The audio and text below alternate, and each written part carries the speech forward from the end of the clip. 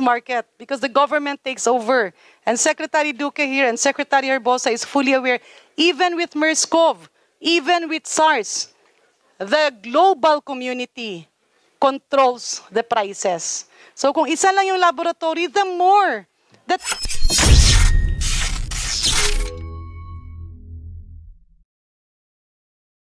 Okay, in total, ang inutang is 2,210,000, no, sorry, 2,210,180,000 dollars. Can you confirm that figure? So if you translate that to pesos, considering the 51 peso conversion rate, that's tantamount to 112,719,180,000. But because the conversion rates has increased, nagkaroon na yan ng instead of 112 million, naging 112.7 billion, naging 129.3 billion na siya. Ganun po kalaki ang utang natin. Pero marami pa rin ang namatay, maraming healthcare workers ang hindi nababayaran, maraming ospital ang hindi nare-reimburse, at hindi rin natin ma-account kung yung mga binili ba natin ay talagang nagamit. Madam Chair, interjection lang po. Yes, Honorable Fernandez. Maiksi lang. We're talking about billion of dollars. Can we have a copy? Baka andyan naman po yung copy ng loan agreement. This is our 6th loans agreement, right? We actually requested it. Comsec, can you check your list? Is it one of the submissions? Thank We you. asked for copies of all loan agreements. Madam Chair, we have copies of the loan agreements. We can Already give submitted, right? Not no, yet? Not yet. Not yet po. Kindly submit to us. Kaya Madam Chair, pasensya na po, babalik ako kay Sec Pingoy. Kaya Sec Duque, bakit po tayo umutang ng 129.3 billion pesos? Kasi nakita naman natin sa datos na binigay ng DOH last week, nagbalik nga ng pera dahil hindi nagamit. So bakit po? Was this a necessary loan and who decided? This was a collective decision of the DOF, Department of Finance, was the main loan negotiator with the lending facilities. Maybe the DOF representative here can shed more light on this, but the prevailing a very strong sentiment then was really we needed the vaccines, and this was going to save lives of our people. And again, that was the guiding principle. Nothing else like our people from the raging pandemic. So, yun lang po. Kasi wala naman po kaming ibang pakay, wala naman po kaming ibang iniisip kung hindi mabigyan ng sapat na proteksyon ang taong bayan. So maganda naman po ang kinalabasan kasi 77 million po ng ating pinuntirya na mabakunahan. By the end of 2022, more than 100% ang ating vaccination coverage with about 150, 160 more or less million doses utilized, Your Honor. And the law, which I would like to thank Congress, you passed the National Vaccination Act of 2021 or 11525, RA 11525. And this really made a lot of difference in terms of building a wall of immunity for our people. And that is why we have tremendously, significantly reduced deaths because of our vaccination, national vaccination program, and providing protection to initially our healthcare workers who we prioritize at a time when there was limited supply of vaccines. Yun lang po, Madam Chairperson.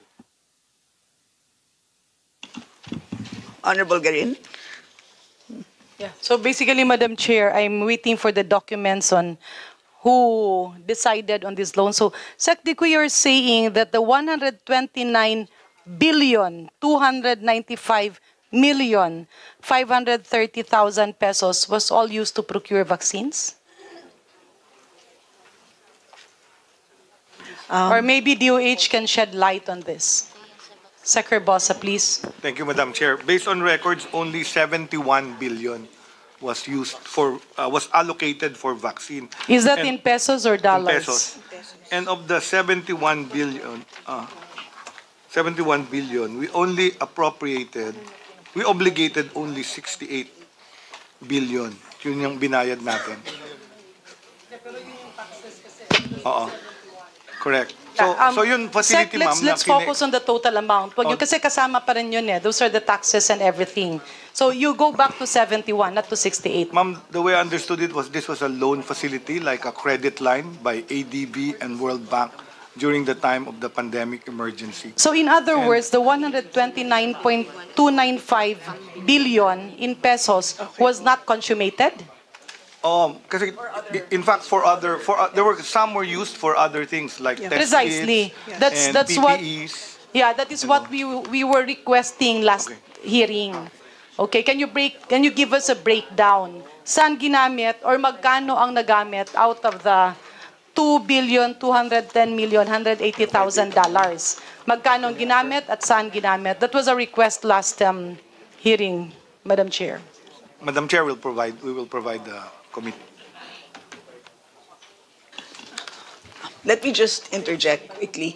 SecDad, in the last hearing, there was another loan mentioned, a 45.3 billion peso loan, of which a bulk was returned. So can you confirm that? So in addition to the 71 billion, there was another loan, 45.3. Yeah, this was actually returned last November. So tama po. approved So the you return confirm of that? this. Yes. The entire amount. No, So but, hindi lang po kasi ang sabi po nung huling hearing, may 2 billion po na ginamit of that 45.3 billion. So can you kindly confirm? Kasi dito kay Dr. Aleli, sinabi niya, merong 100% canceled. So ano po ba talaga? Yeah, tama kayo, Madam Chair. 2,314 billion, 214 pesos was not utilized. Was utilized it was or? allotted, but it was not. Only 314,000 was actually utilized. So dun sa hindi na four- tayo bumili, kinancel So dun na sa natin. 45.3 billion, 45.3, yes. 43 yung kinancel Correct. pesos. 43 million 367,853. Yung canceled. Sinoli natin. Pesos. Correct. Madam Chair, pasensya na wala ako doon. No? So out of the, let's go, pesos tayo, sected, no? Pesos. Out of the approximately 129.295 billion pesos na inutang, ang hindi nagamit ay 43 billion. Tama? Tama. Yun ang returned. Yes, ma'am. Ano yun? Returned Yes, ba yun Madam or Chair. canceled? Returned. Bali Returned, napunta sa inyo yung pera, binalik nyo or hindi na tinanggap yung pera? Returned, ma'am, last So November. pumasok yung pera. Kailan siya pumasok? Pumasok siya when? Prior. It never 2022.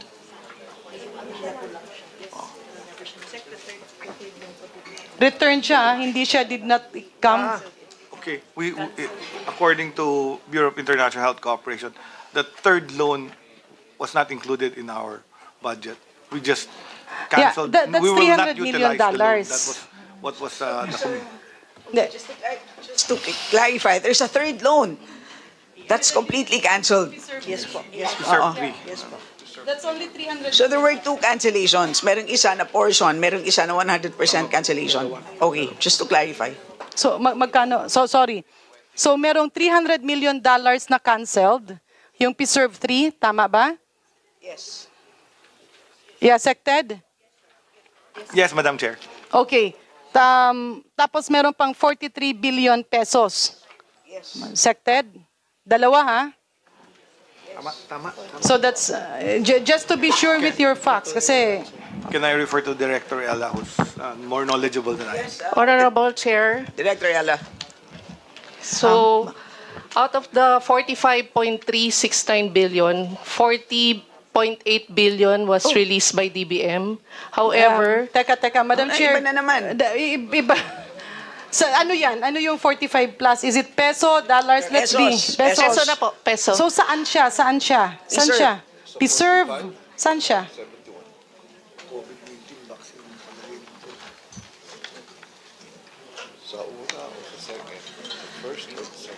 Magkakasama na po from ADB, AIB, and World Bank po. Kakasama na po. So, Madam Chair, Ma'am Ella, Yes po.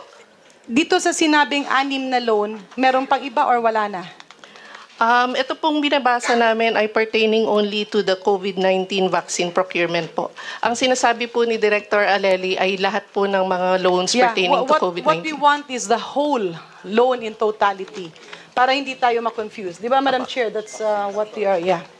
Okay. So, para hindi tayo ma-confuse, tama yung 6, wala nang dagdag na loan yon. So, Madam Chair, may we ask Dr. Grace at Dr. Aleli Sudiakal again. Out of the 2.21 billion dollars, which translates to 129.295 billion pesos, magkano ang hindi pumasok, magkano ang pumasok at binalik? Ang hindi po, Congressman Garin, ang hindi po talaga pumasok sa atin is the third HEAL projects. That's a HEAL 2 as additional financing worth $500 million. Plus 300 na preserve. Hindi, if I may summarize po, ang hindi talaga pumasok sa coffers ng Department of Health, $500 million from the HEAL 2 additional financing plus $300 million from the PSERP 2 additional financing or $800 million po. How much is that in pesos, the equivalent in pesos? Yung HEAL 3 at PSERB 3. 500 tsaka 300. Sa record nyo po, magkano po? 44.8 Okay. billion pesos. Hindi siya pumasok. Hindi po pumasok. So ano yung sinasabi nyo kanina na binalik? Yun na po yun. So hindi siya pumasok. Hindi po talaga pumasok. Parang pinakancel po. Cancelled siya. Opo, cancel. Hindi siya na binalik. Hindi po. Okay. Did that cancellation entail a cost to the Filipino people? It did not, but we have these two fees aside from the loan interest. There's a commitment fee and there's an interest. So the commitment fee is incurred as soon as the loan agreement po is signed, and the front end fee is a bank requirement po. It's an amount paid by the Philippine government in advance upon signing of the loan How much is the agreement. total, Madam Chair? For the commitment fee po, Total na lang para isang total. figure na. 162 million pesos po for the commitment fee for the 6 projects. This is in pesos na po. Cancel.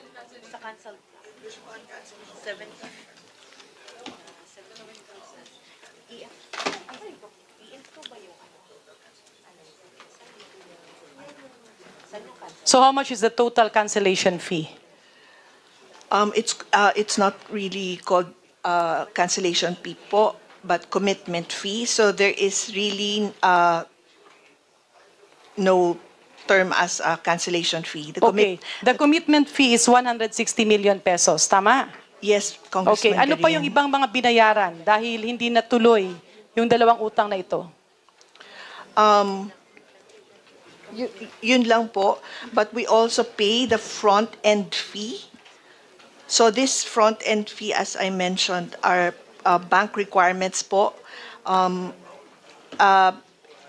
Idadagdag ko po ito, I will do the sum, but for the PSERP parent loan, $250. For the PSERP additional financing, or the second one, is 1,250,000 US dollars.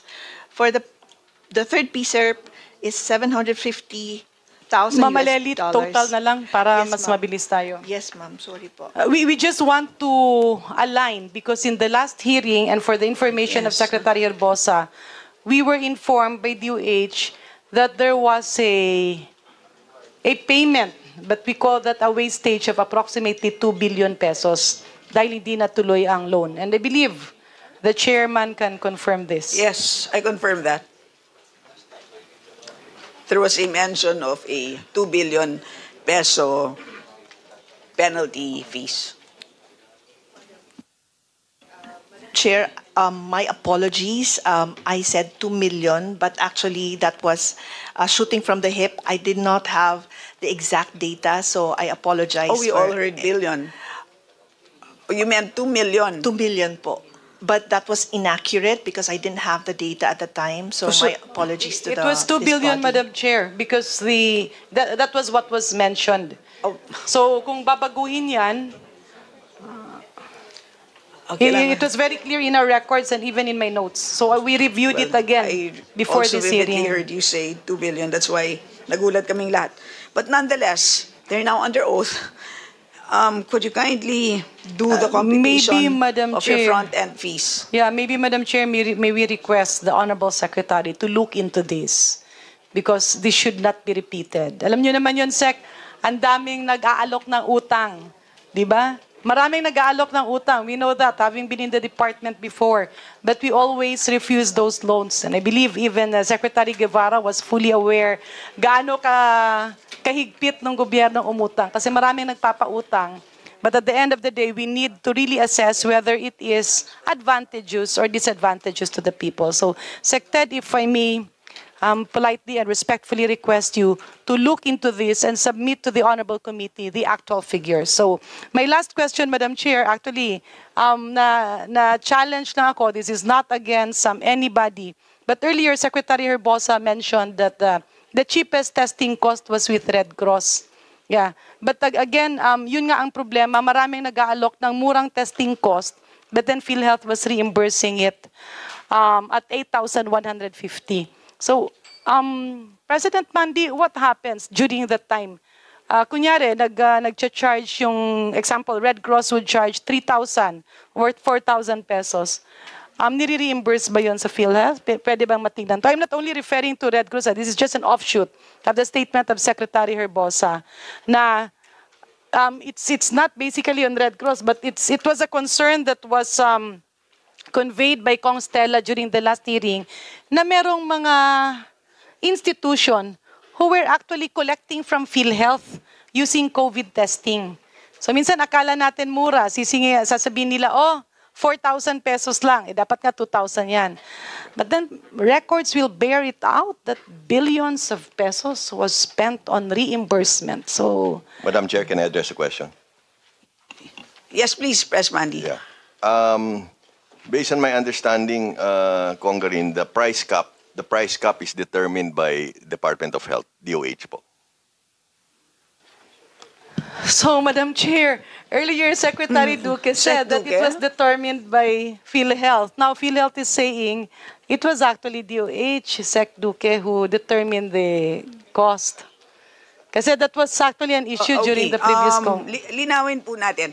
Ang case rates, yan po ba ay subject to approval by the board? When you issued that policy, was that subject to board approval? Yes. Pres Mandy? Yes, ma'am. Honorable Kong Stella. It's determined by the Execom, PhilHealth Execom, and then approved by the Board of Directors po. So, I'm sure you presided that board meeting. I see, ano pala, Wala pa po, ma'am. CEO Morales. Yes. Do you recall CEO Morales? The chairman, sorry. You remember being present in the board meeting when the case rate for the various COVID test packages were approved, sir? No, Your Honor, I don't remember. These events happened 4 years ago, so I'm not anymore familiar with the details. But I was conscious that we started with a rather high cost, and we were trying to bring it lower because there was no testing available. There was only one laboratory that was doing it, and you could get the results in more than 1 day. So it was a seller's market, if I remember right. So the price was quite high. How about Madam Chair? Secretary Duque? So, sorry, Madam Chair, a quick interjection lang. Pasensya na po, General Morales, who's a very good friend of mine. In a pandemic, there's no seller's market because the government takes over.